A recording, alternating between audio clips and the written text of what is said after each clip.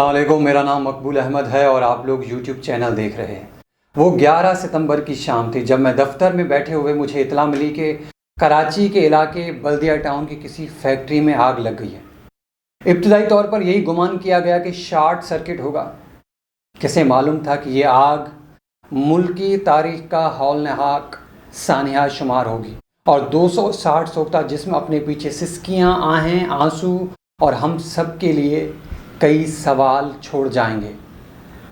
میری آنکھوں کے سامنے اس ماں کا چہرہ گھوم گیا جو اپنے ہاتھوں میں ایک خوبصورت سا فوٹو فریم لیے ادھر ادھر پھر رہی تھی، کبھی بلدیہ فیکٹری، کبھی اسپتال اور پھر مردہ خانہ۔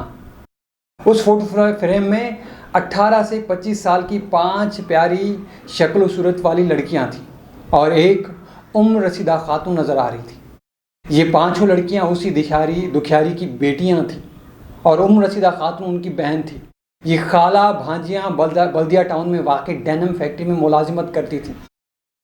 جس روز فیکٹری میں آگ لگی اس دن یہ لڑکیاں بھی اپنی خالہ سمیت کام پر تھیں۔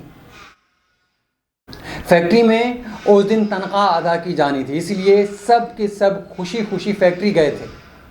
لیکن شام ڈھلے تک جب بیٹیاں اور بہن گھر نہ آئی تو اس ماں نے اپنے اکلوتے بیٹے کو خبر لینے کے لیے بھیجا اور یوں انہیں حادثے کا علم ہوا۔ بیٹے نے ماں کو بتایا کہ کچھ پتہ نہیں چل رہا، اندر کیا ہو رہا ہے، ہر طرف بس آگ دھواں ہے، بہنیں اور خالہ بھی اندر ہی ہوں گی۔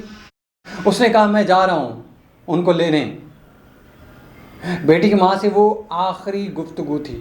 وہاں موجود لوگوں نے دیکھا کہ ایک نوجوان ہذیانی کیفیت میں چیخ رہا ہے کہ میری ساری بہنیں اور خالہ اندر ہی ہوں گی، کوئی کچھ کرے۔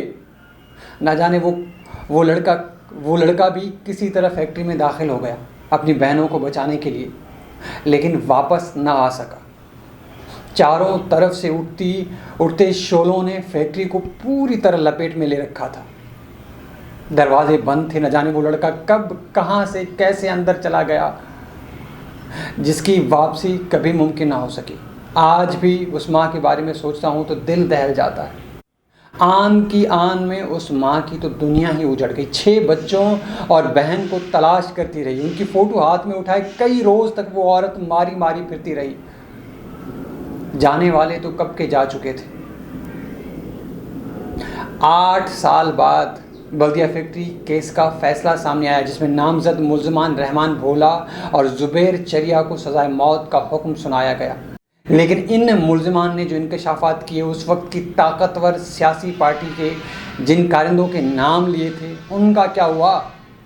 کیا اتنے بڑے سانحے کے ذمہ دار صرف یہ 2 افراد تھے؟ فیکٹری کے مالکان جن پر غفلت کا مقدمہ درج کیا گیا تھا، ان کا کیا بنا؟ کیا یہ ادھورا انصاف نہیں ہے؟ اگلی ویڈیو تک کے لیے اجازت دیجیے گا۔ اپنا اور ہمارے اس چینل کا خیال رکھیے گا۔ اللہ حافظ۔